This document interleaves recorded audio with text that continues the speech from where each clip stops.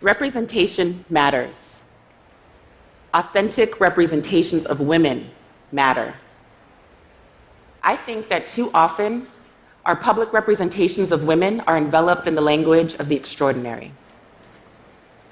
The first American woman to become a self-made millionaire, Madam C.J. Walker. The dresses of the first ladies of the United States. Shirley Chisholm, the first woman to seek the US Democratic Party's presidential nomination. As a museum curator, I understand why these stories are so seductive.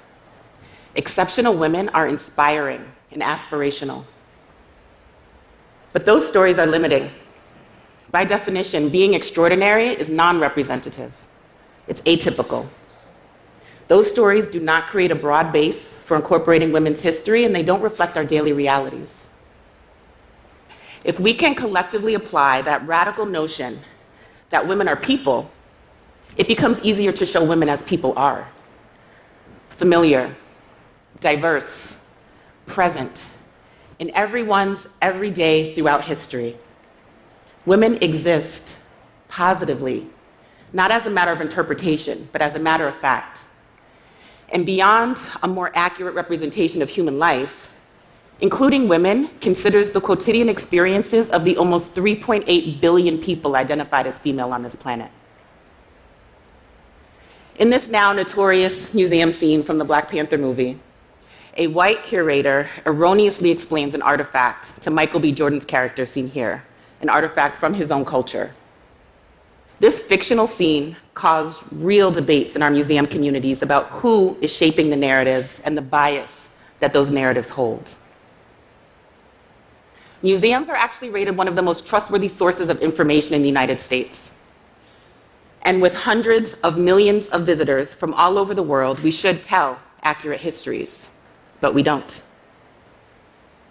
There is a movement from within museums themselves to help combat this bias, the simple acknowledgement that museums are not neutral.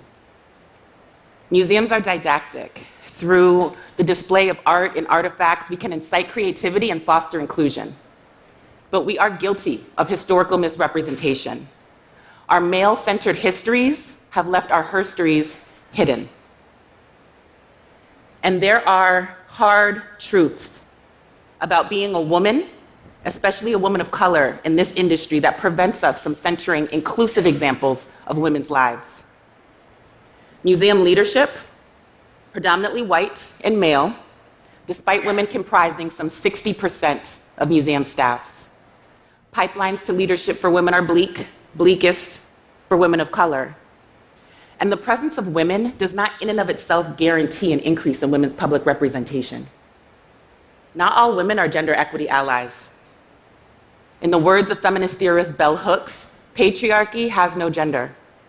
Women can support the system of patriarchy just as men can support the fight for gender equity. And we often downplay the importance of intersectionality. Marian Anderson was one of the most celebrated voices of the 20th century. And the Smithsonian collected her 1939 outfit after the white daughters of the American Revolution denied her access to sing in Constitution Hall because she was Black. She famously sang instead on the steps of the Lincoln Memorial to a crowd of over 75,000 people. And in libraries all over, including museums, you can still find the groundbreaking 1982 anthology entitled All of the Women Are White, All of the Blacks Are Men, but Some of Us Are Brave. Demands for the increase in women's representation does not automatically include Afro-Latinas like me, or immigrant women, or Asian women, or Native women, or trans women, or undocumented women, or women over 65, or girls. The list can go on and on and on. So what do we do? Targeted initiatives have helped incorporate perspectives that should have always been included. I arrived at the Smithsonian through a Latino curatorial initiative, whose hiring of Latinx curators, mostly women, by the way, has raised the profile for Latinx narratives across our institution. And it served as a model for our much larger Smithsonian American Women's History Initiative, which seeks to amplify diverse representations of women in every possible way. so that women show up not only in the imagery of our contemporary realities, but in our historical representations, because we've always been here. Right now, though, in 2018, I can still walk into professional spaces and be the only person under 40, the only Black person, the only Black woman, the only Latina, sometimes the only woman. My mother is African American, and my father is Afro-Panamanian. I am so proudly and inextricably both. As an Afro-Latina, I'm one of millions. As an Afro-Latina curator, I'm one of very few. And bringing my whole self into the professional realm can feel like an act of bravery. And I'll admit to you that I was not always up for that challenge, whether from fear of rejection or self-preservation. In meetings, I would only speak up when I had a fully developed comment to share. No audible brainstorming or riffing off of colleagues. For a long time, I denied myself the joy of wearing my beloved hoop earrings or nameplate necklace to work, thinking that they were too loud or unscholarly or unprofessional. I wondered how people would react to my natural hair, or if they viewed me as more acceptable or less authentic when I straighten it. And anyone who has felt outside of mainstream representations understands that there are basic elements just of our everyday being that can make other people uncomfortable. But because I am passionate about the everyday representation of women as we are, I've stopped presenting an inauthentic representation of myself or my work. And I have been tested. This is me pointing at my hoop earring in my office. Just last month, I was invited to keynote a Latino Heritage Month event. The week of the presentation, the organization expressed concerns. They called my slides activist, and they meant that negatively.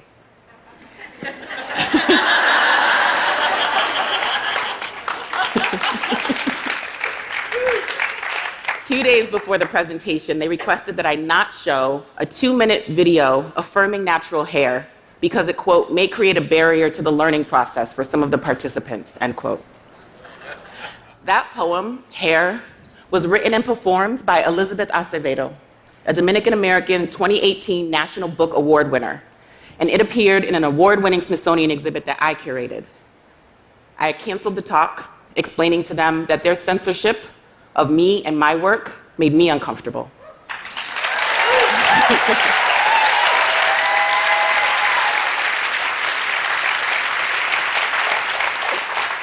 Respectability politics and idealized femininity influence how we display women and which women we choose to display. And that display has skewed towards successful and extraordinary and reputable and desirable, which maintains the systemic exclusion and marginalization of the everyday, the regular, the underrepresented, and usually the non-white. As a museum curator, I am empowered to change that narrative. I research, collect, and interpret objects and images of significance. Celia Cruz, the Queen of Salsa, yes, is significant, and an Afro-Latina. The Smithsonian has collected her costumes, her shoes, her portrait, her postage stamp, and this reimagining by artist Tony Peralta. When I collected and displayed this work, it was a victory for symbolic contradictions. Pride in displaying a dark-skinned Latina, a Black woman, whose hair is in large rollers which straighten your hair, perhaps a nod to white beauty standards. A refined, glamorous woman in oversized, chunky gold jewelry. When this work was on view, it was one of our most Instagrammed pieces, and visitors told me they connected with the everyday elements of her brown skin, or her rollers, or her jewelry. Our collections include Celia Cruz, and a rare portrait of a young Harriet Tubman. Iconic clothing from the incomparable Oprah Winfrey. But museums can literally change how hundreds of millions of people see women and which women they see.